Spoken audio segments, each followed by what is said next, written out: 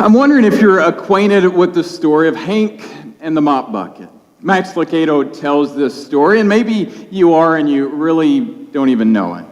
Hank is an 80-year-old retired professional who supplements his income with night shift custodial work.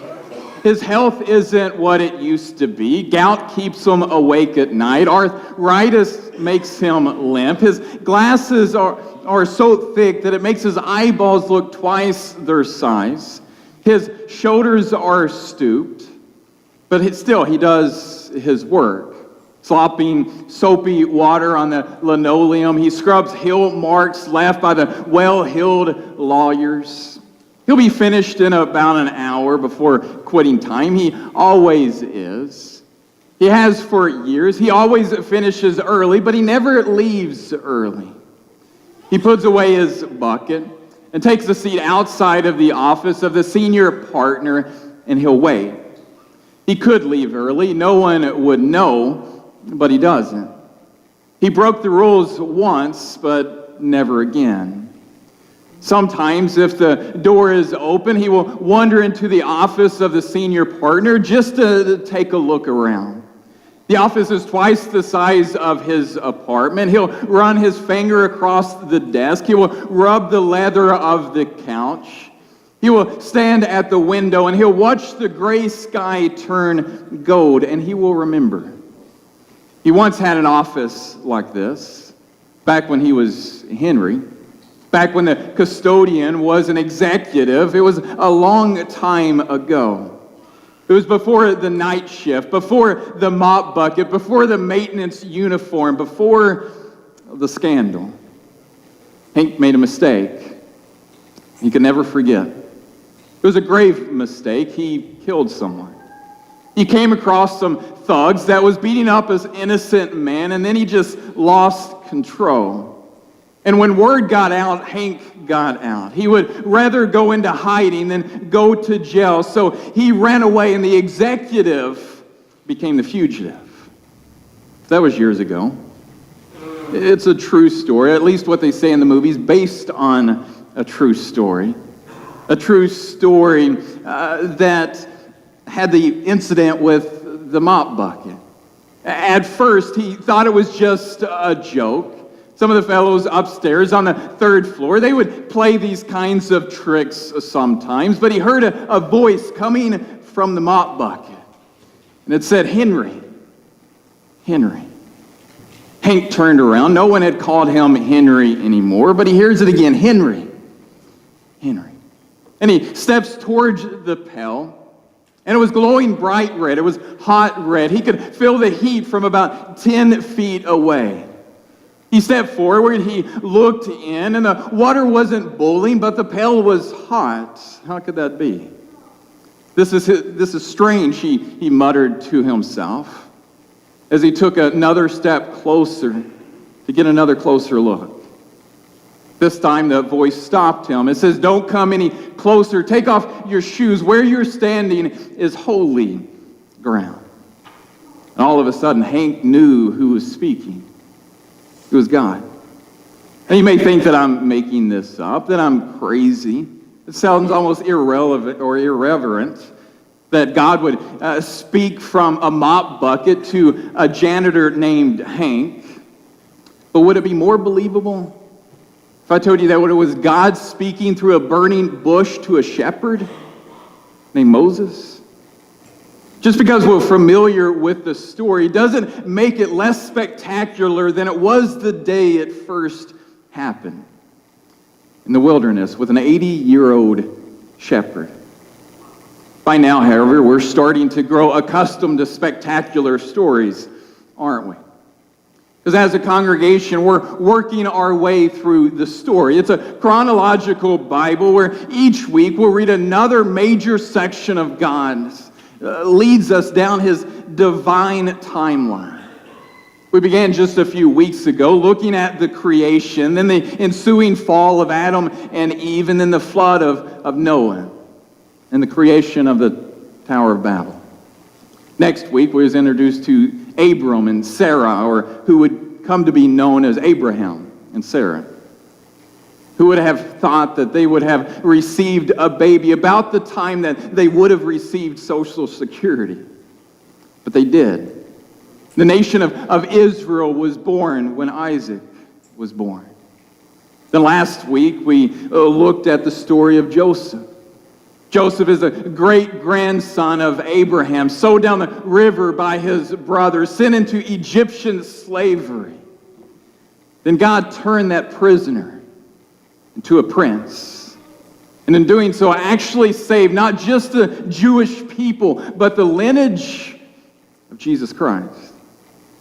So we're beginning to catch a hint of what God is doing up there and what we are seeing down here might not seem like they match up together, but God is always up to something good, even if it might be difficult. Well, 400 years have passed.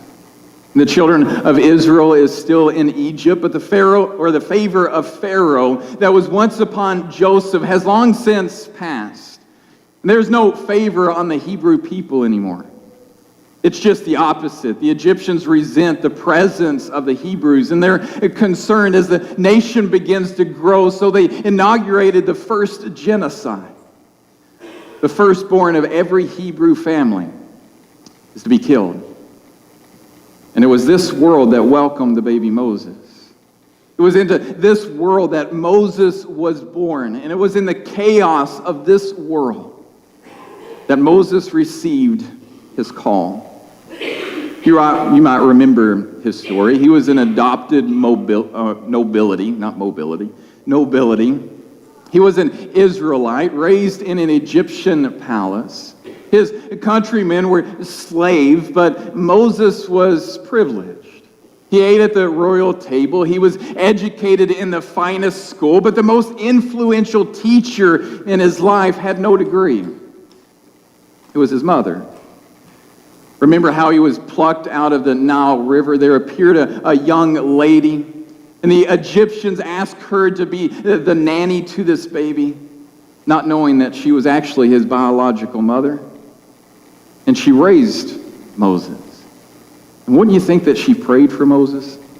And wouldn't you think that there was times that she looked into his face, of her young son, and she said to him, now don't forget who you are. God is going to use you for something special, so don't forget who you are. And he didn't forget. The flame of justice grew in his heart brighter and brighter until one day when he was 40 years old, he saw an Egyptian beating a Hebrew slave, and Moses intervened and killed the Egyptian. Knowing that this spelled the end of him, Moses fled and ended up in the wilderness. And that is where he spent the next 40 years of his life. He assumed, I would imagine, that he would never come back to Egypt. We can call that a serious career shift for him. He went from sitting with heads of state to counting heads of sheep.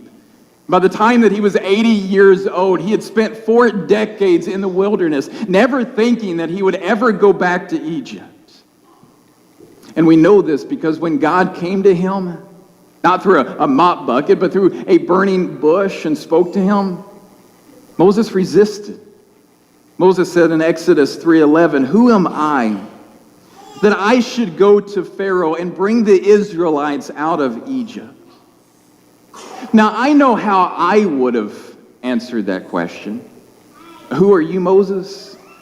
Well, you're the young man who grew up, the Hebrew who was trained by the Egyptians.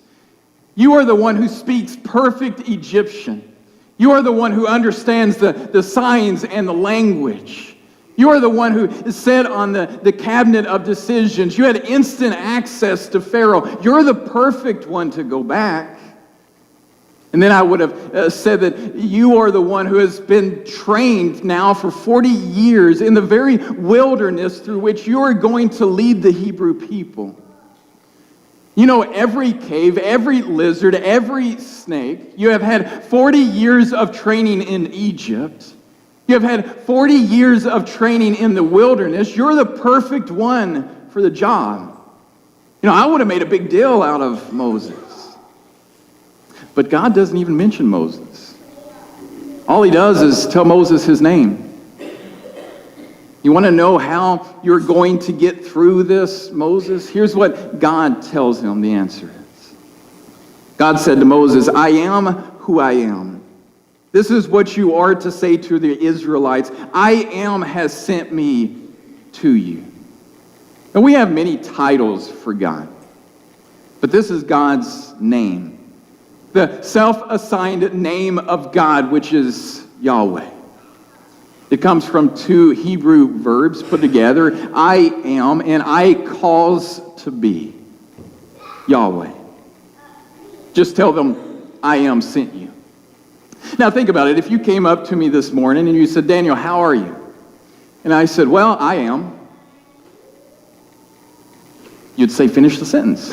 You are what? Because we don't get to say, I am, because we change. We change from year to year, from month to month, from day to day, from minute to minute. How are you? I'm hungry. I'm sleepy. I'm cranky. Maybe I'm all three. Or I'm fine. We have to finish the sentence because we're always changing. The point is that God never changes. He is the only one who said, I am who I am, and got away with it. The reason you're going to do this, Moses, the reason you're going to succeed in this, Moses, is because I am. I am strong. I am faithful. I am good. Everything God has been is everything that God will ever be. And the power, Moses, does not rely upon you, but the power relies upon me. What matters, Moses, is not your ability, but your availability. Some of you may need to hear that. You're saying, I'm not up to being a parent. I don't think that I can save my marriage. I'm not sure I can hang in with these employees or employer. I'm not sure I have the patience. I'm not sure I have the wisdom. I'm afraid I'm too old. I'm afraid I'm too young. I'm afraid, and you fill in the blanks. And God responds to us is the same response he gave to Moses. It really doesn't matter about you. What matters is that you lean upon me, and I am.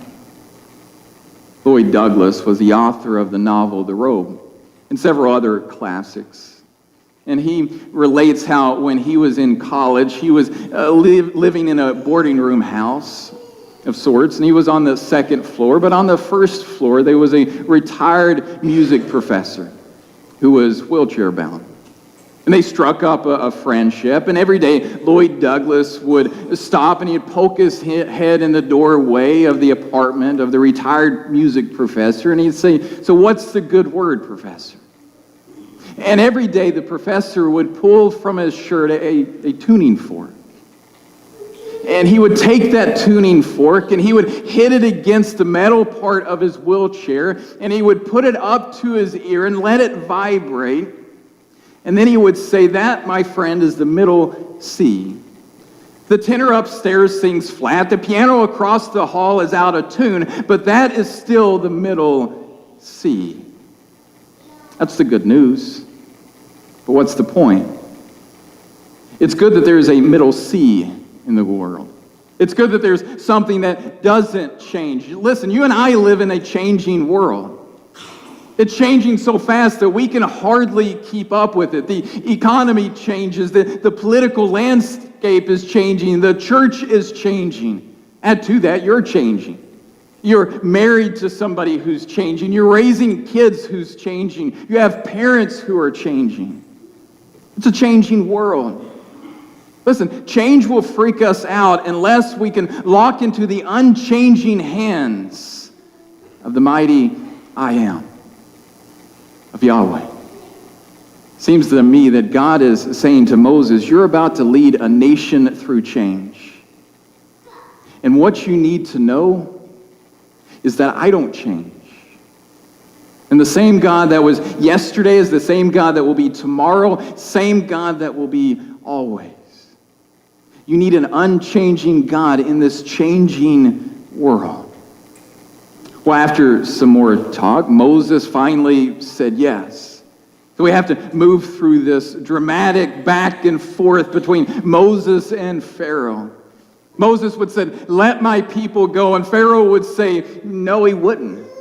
And then there would come this plague, and Pharaoh would weaken, and then he would say yes. Then Moses would begin to say that he's getting the people together, but then Pharaoh would resist again. It was this back and forth, and there was one plague after another. The river became blood. The frogs, the gnats, the flies, the disease of the livestock, the darkness, the locusts, and so many more. Every time that the display of God's power was seen, they began to see the mighty power of God. But Pharaoh would resist until the final sign, the moment that everything changed. And it was through this final plague, through this final sign, that God revealed his plan of redemption. God told Moses to instruct every family to take an unblemished lamb and to kill it and apply some of the blood to the doorpost of their home. Let's read it, Exodus 12. It says, "On that same night I will pass through Egypt and strike down every firstborn of both people and animal, and I will bring judgment on all the gods of Egypt. I am the Lord. The blood will be a sign for you on the houses where you are. And when I see the blood, I will pass over you. No destructive plague will touch you when I strike Egypt." What a strange command. You gotta imagine what an eerie night that would have been. Hebrews who dealt in that part of the city where their roads was muddy, their huts were small, the Hebrews would slaughter the lambs. The leader of each house with a bowl full of blood and a brush would take the blood and take the brush and dip it into it and then scrape across the doorpost of the entry of their home the blood. Then at midnight, the firstborn, but there was no splash of blood in the homes where the markings were. That's when the firstborn took their last breath. Fathers heard their sons gasp. Wives heard their husbands gasp. What an eerie and chilling night of sorrow that must have been. Only the blood-covered homes were spared. Now, why were the Hebrew people spared? Those over whom the angel of death passed over, why were they spared? Was it because they was Hebrews? Oh, was it because they knew Moses? No, it had nothing to do with who they were. It had nothing to do with who they knew. It had everything to do with where they were.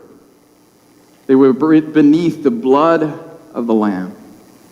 They had positioned themselves in a place where they were beneath the blood of the Lamb. So the question is, had you been there? Had you been one of the Hebrew families, would you have obeyed the command? Would you? Had you been told to take a lamb, a spotless lamb, to sacrifice the lamb, and then take the blood and put it over the entryway of your home, would you have done it? Or would you have said, "That is the craziest thing I have ever heard"? You see, no one had ever done anything like this before. As far as I can tell, this was the first and last time this command was given anywhere in Scripture. So would you have done it? It's more than just a rhetorical question. Because you see, you and I have the same problem that the Hebrews had. They were enslaved. We're enslaved. Not to Pharaoh, but to sin. We do the very thing we say that we will never do. We try to run the world ourselves. We keep climbing up into the throne, telling God to get lost. Maybe not with those words, but definitely with our actions and our thoughts. We're enslaved to sin. And we don't need just someone to help us. We need somebody to deliver us. We need somebody to walk us out. We need somebody to redeem us. As far back as even the story of Moses, we begin to see God's plan of redemption. And it involves the shedding of blood and the arrival of a lamb. You remember what John the Baptist said when he first saw Jesus? He said, "Look, the Lamb of God who takes away the sins of the world." Do you remember how the Apostle Paul described the role of Jesus Christ? He called Jesus our Passover lamb who has been sacrificed. You see, you and I need exactly what the Hebrew people needed. We need somebody to rescue us. And so God gives us this perfect lamb. He gives us Jesus Christ, and we position ourselves beneath the blood, not the blood-stained doorpost in a house of Egypt, but we position ourselves beneath the blood-covered cross of Jerusalem. And we stand there. And we trust in the ability of God to save us, to leave us out. Isn't it amazing? The story of the gospel, it appears all the way back in the days of Abraham, of Joseph, of Moses. And that crimson thread, beginning even in the Garden of Eden, runs all the way through the story up until the very last book of the Bible, Revelations. Every story works together to tell us that we need someone to deliver us. We don't need a Moses, we need a Jesus Christ. So the question is more than rhetorical. I'll ask it again. If invited to position yourself beneath the covering of the Lamb, designated by God, would you do so? Have you done so? Vast majority of people in the world say that that's the most foolish thing that they had ever heard. The vast majority of people in the world say, I don't need anyone to die for my sins because I'm not half bad. I'm a pretty good person. But when Jesus Christ came on the planet as the only perfect person who has ever lived, we realize that compared to him, we all fall short. When the King of Kings sent his Son to live the perfect life on earth, gone forever is that excuse to compare, well, I'm not as bad as him. Or I'm not as bad as them. I'm actually pretty decent. And then God points at Jesus Christ, the perfect Lamb, and he says, that's what I call perfection. And wise is the person who then will say, well, I need help. I need deliverance. Maybe that's what you're looking for today. Yeah, we always want to look at our lives and think, well, I'm not that bad. I'm not as bad as that person. But honestly, when we're compared to Jesus, when he is our comparison of what good, what righteous, what perfect looks like, we all fall way short. So the question is, do you want to position yourself under the blood of the cross? Because he's already paid for your sin. When God will look at you, he will see the righteousness of Christ, not the failures of ourselves. So if that's what you want, you can come now as we stand and sing.